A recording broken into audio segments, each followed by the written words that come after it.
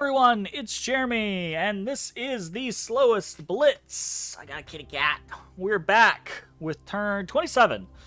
This is going to be another cold turn. I have not checked this prior to kind of like jumping back in, so I have a memory of what the fuck is going on. So yeah, we'll just see. We are running up construction. Let's see if we keep running up construction. We've got construction 1, 2, and 3 completed.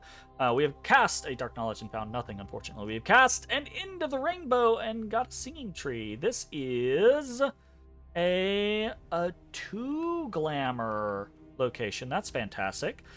So we got a bunch of attacks. We attacked in Illidar.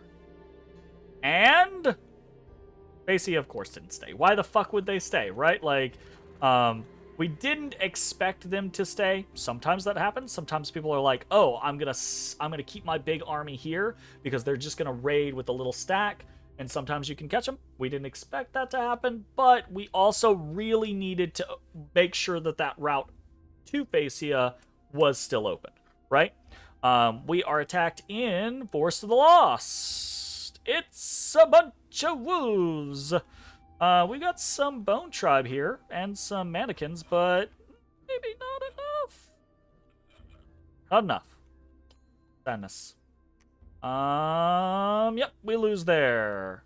Okie dokie. We are attacked in Black Harbor. Fuck. So he comes in with that little raiding party. It's a great raiding party. I love it to death. Immediately lightning bolts that fucking heavy cavalry.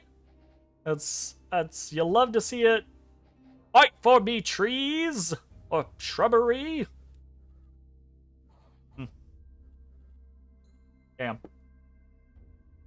All right, that is such a great little raiding party. I absolutely do love this raiding party. We attack in Simmery. This is just a little bit of PD. Come on. He's had great luck attacking PD with wolves. Run! Run away! We attack with in Simmery, we do win.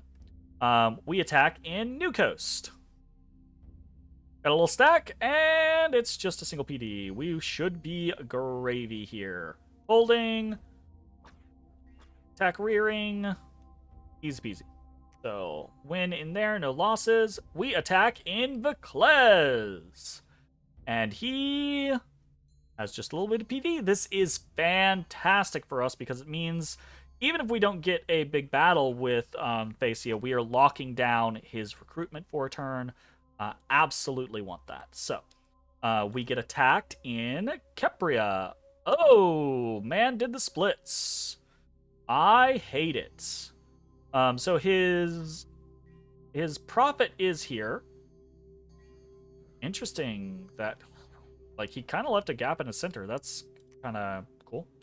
We attack in Vangar. Oh, and there's so much PD here. Yep.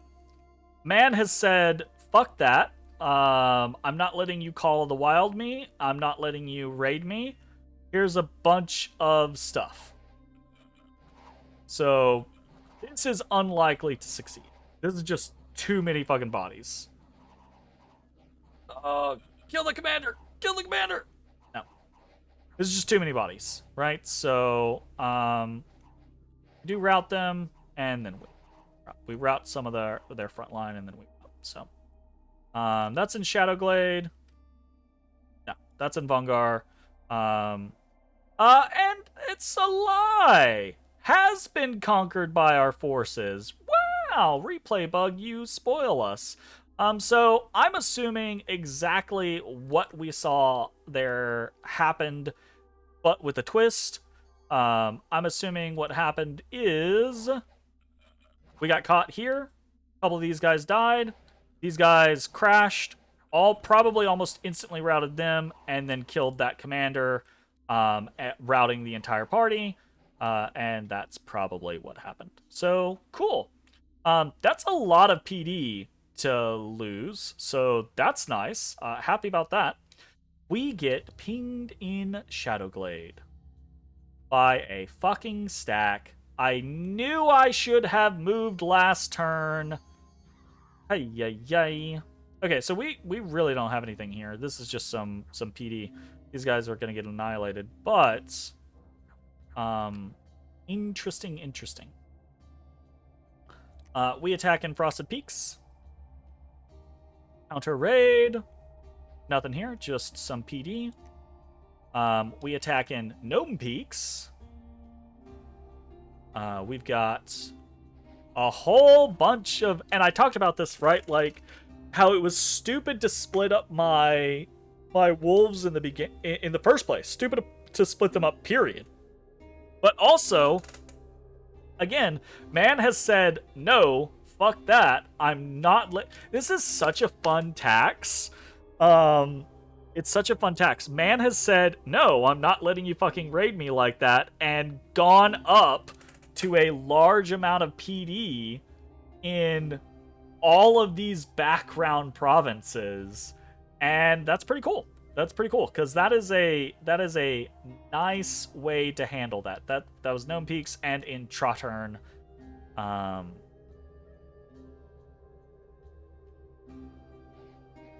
don't remember this.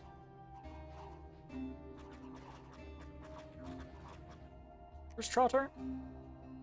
Unexpected event. We'll check here in a second. We've been cursed in Muspel. Fire gems in Icton. Under siege in Shadowglade. Vaclez. Need more people. We get a new famous hero. Good commander. Perus has extraordinary agility. That's kind of cool. Increased heroic ability. Nice. That's neat. Where's Trottern? What was this? Oh, right. We moved out from Monarch Woods into Trottern to smash that kind of like wolf party. We're just going to chase these wolves around. Okay. What are we doing? Yeah. Did we stay? Okay, we stayed on construction. We stayed on construction, but you can see we've got no research. This is unfortunate, because we know this is so reactive. And man has us in a bad position. We should have called it last turn. We should have, when they were in Levendalen, we should have called it and said there's a very good likelihood that they attack in Shadowglade, if not with everything, with something. And we should smash that something. So we didn't call that though, so we're gonna have to deal with it. We've got the Phaeacian front. What are we doing? We are unfortunately, we don't see his fucking big stack, so it's safe to assume that they went back inside Vaclez. So we are gonna be an asshole. We're going to make them earn Vaclez by putting a creature on top, so they'll have to ping it to get rid of it. And then we're gonna hit Impassable Mountains with a 2-pronged assault. We are hitting Pugria with another little portion. We are hitting the Black Harbor with our big stack. We have brought in a small Harpy stack, or a small Harpy stack? Harpy with some gem reinforcements, because I didn't talk about this.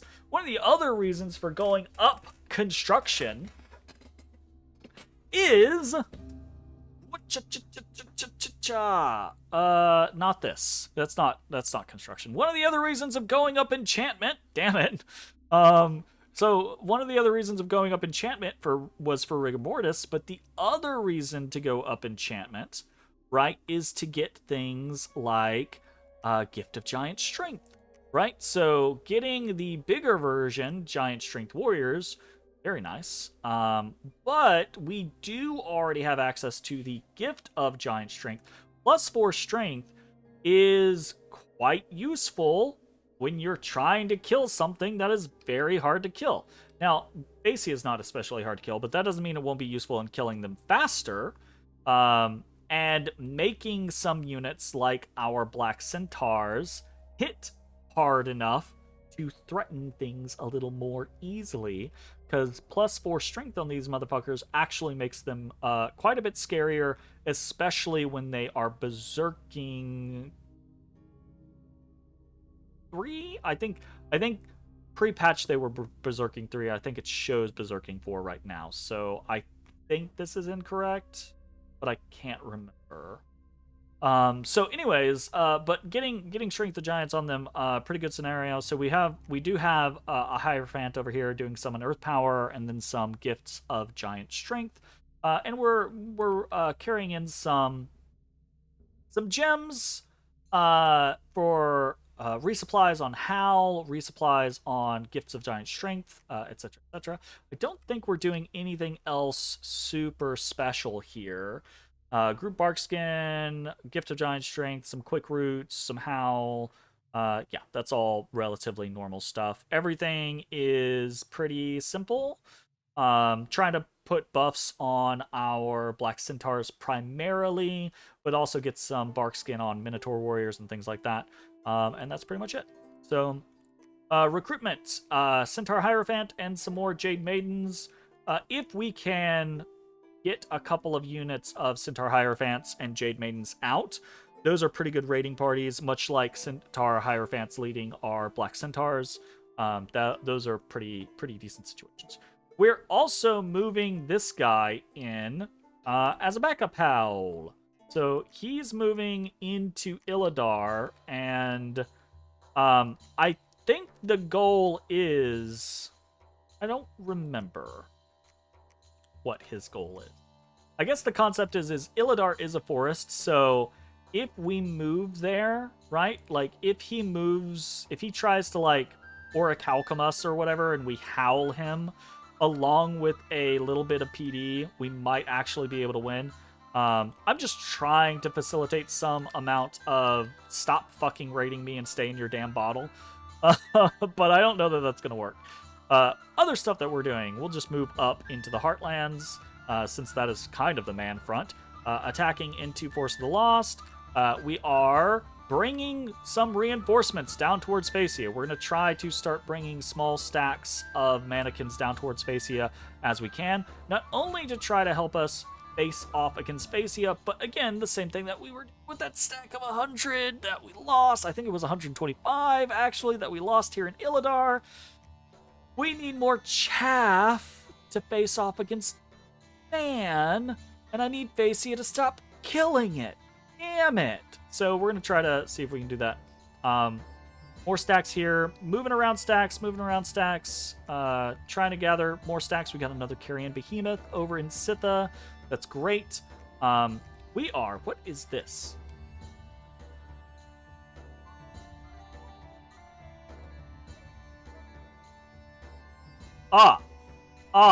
Right. I remember this. So we've got a... So there's a bunch of unicorns here, and we can see that there is a Mother of Avalon here, right? The idea that I had is I'm pretty positive that the unicorns can make it over to Shadowglade as well. I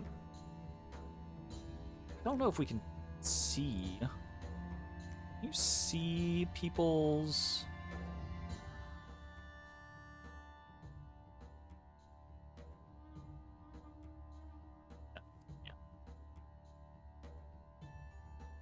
Well, unicorns are basically, they're a summonable unit from man. They are sacred. They're the exact same unicorns as these fuckers without the armor. But that does mean they do have the hoof attack and the magical horn attack. So him getting a bunch of these is dangerous, but unlike the Knights of Avalon, these things die easy, right? Like, we can kill the shit out of them. So what are we actually doing?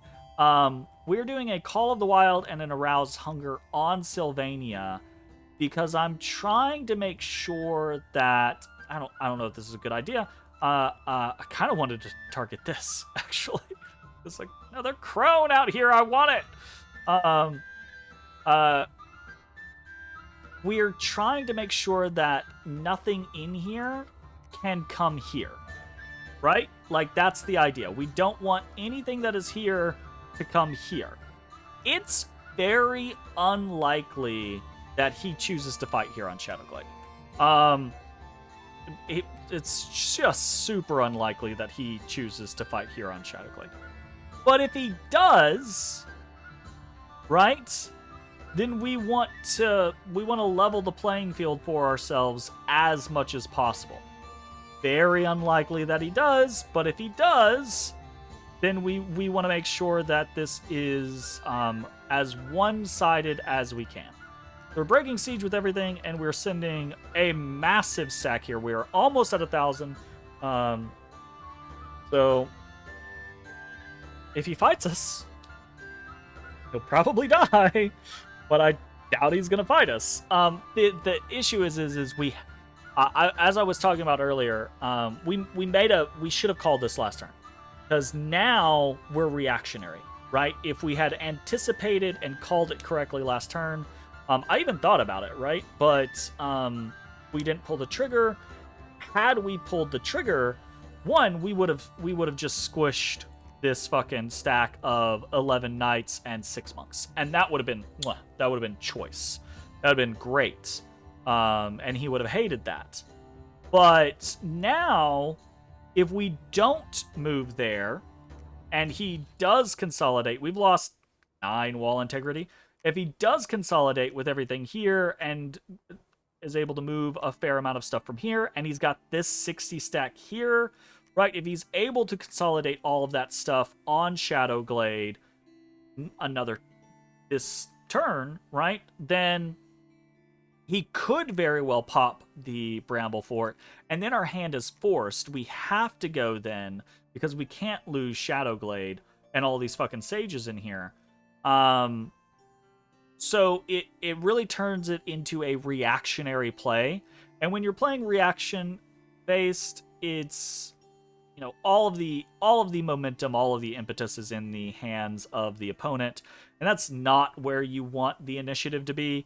So most likely what is going to happen is there's going to be one unit here to lock the fucking fort down and make us pay our fort tax, which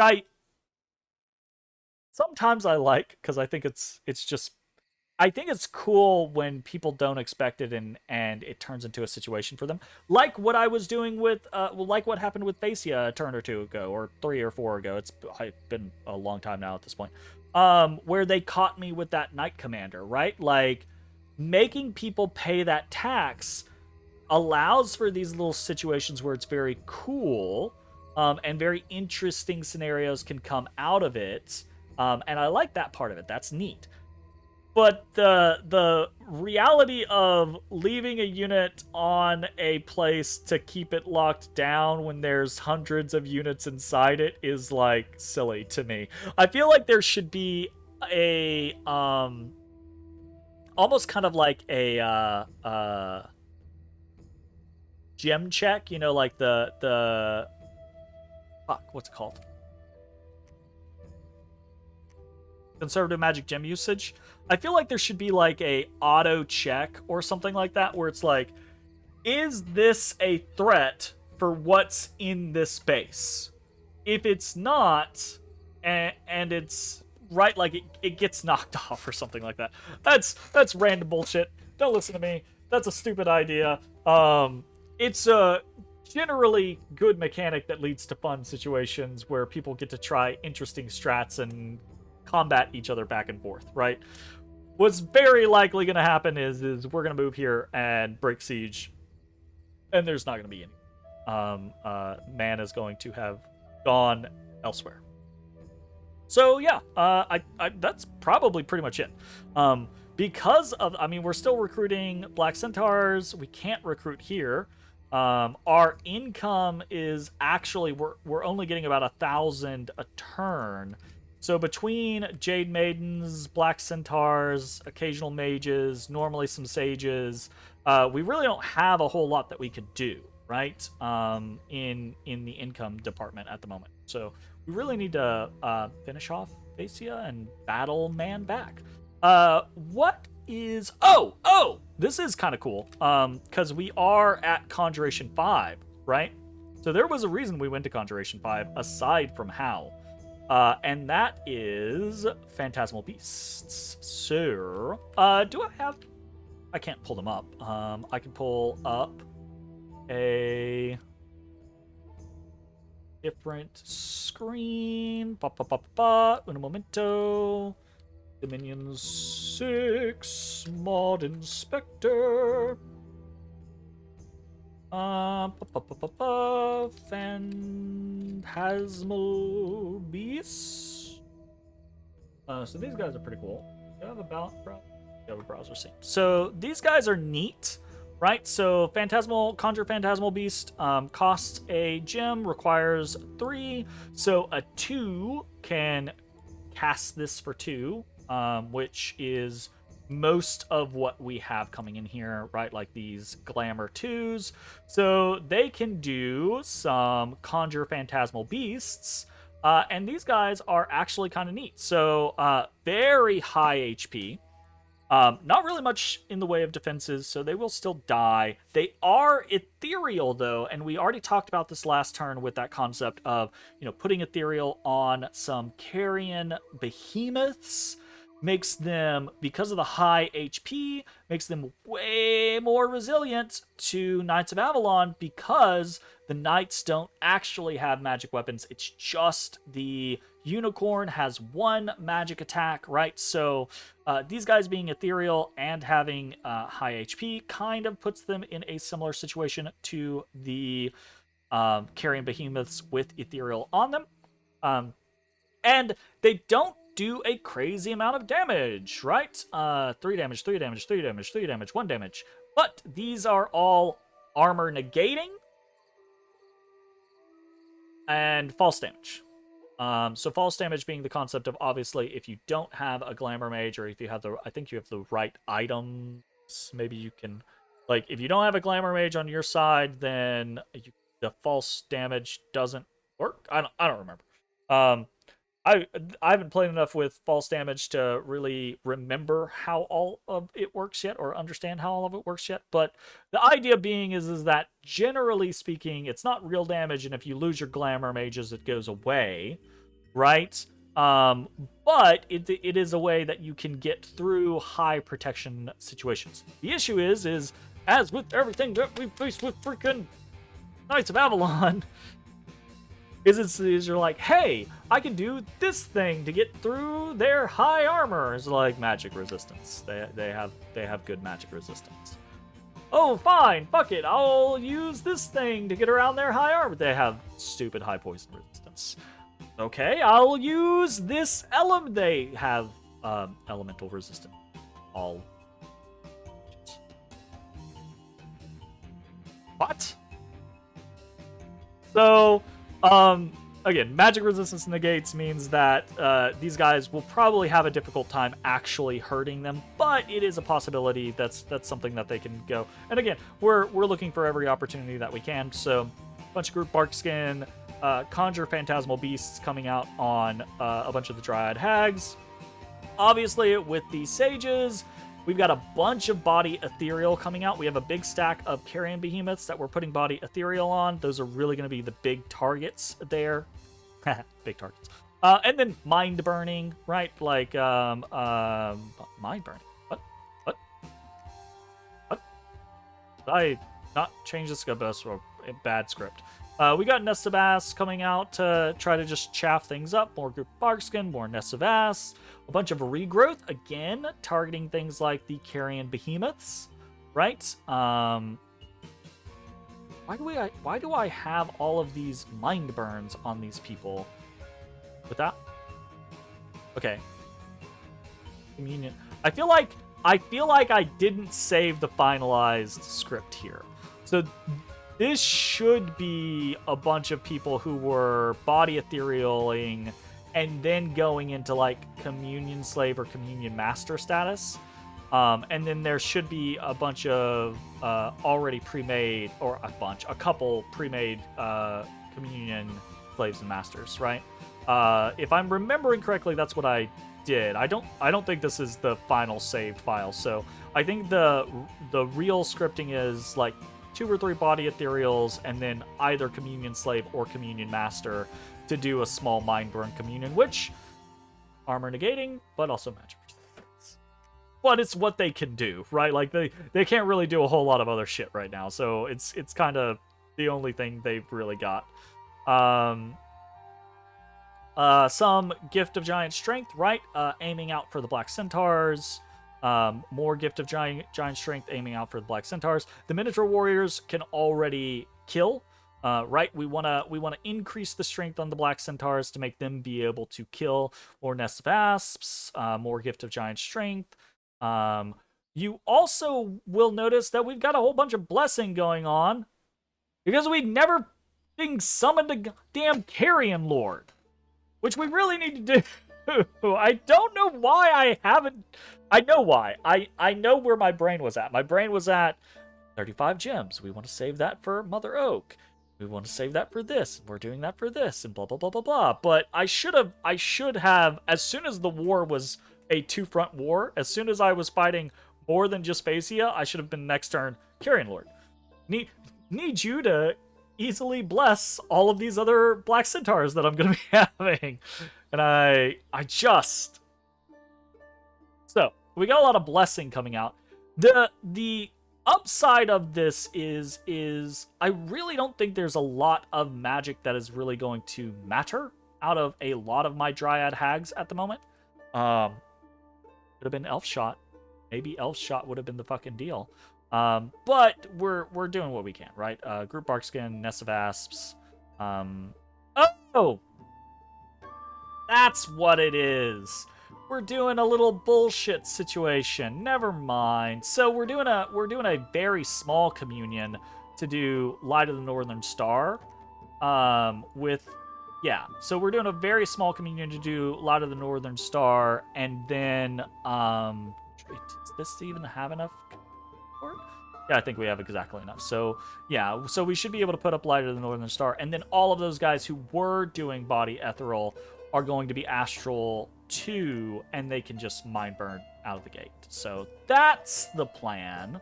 Never mind. Howl, Swarm, Nest of Asps, just doing some shit there. Power of the Spheres, Mind Burns. This is probably overkill. I probably just could have moved 30 units over there, and that would have been that. But I can't take that chance, right? I can't take the chance. I can take the chance. You just have to take the risk. You just gotta pull the trigger. But as unlikely as it is, if he does try to take the fight in Shadowglade, I feel pretty decent about this, right? Like, if he does try to take the fight in Shadowglade, I feel okay. I don't think he's going to take the fight in Shadowglade. I think he has every reason to know kind of like the general concept of where our research is at. And he's got eyes. He can see this fucking big-ass stack. He can have scouting reports be like, yes, this is approximately this size. So this is kind of what I'm expecting with the scenario of forward post here, starting to summon up unicorns. My assumption is he's gonna start building now to try to counter me in size. Bring a bunch of cross or longbowmen, bring a bunch of wolves, bring some more unicorns as chaff. And if he can meet me on a scenario where I'm not outnumbering him 6, 7, 8 to 1, he can take the fight, right? So let's see if we can get a fight. I think that's probably it. That's probably it. What are we recruiting? Yeah, Black Centaurs. We did win in Simri. Wait, what? We won in Simri? Yeah, we did win in Simri. We lost in Gnome Peaks. We won in Simri. Again, that does not mean that we shouldn't have combined. We totally should have combined. Totally should have combined. Targeted one location. Simri obviously was that location. Just sneaking that guy back. Okie dokie. Oh, we're pinging this throne to see what's there because I'm overly optimistic about how things are going in Phaeacia. So let's ping this throne just in case we can get back over there and do a quick win.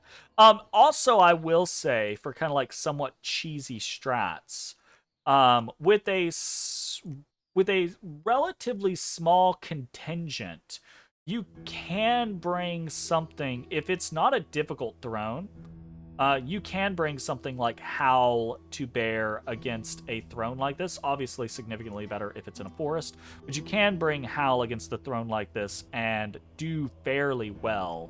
I think this is too much outside of a forest for Howl to work with.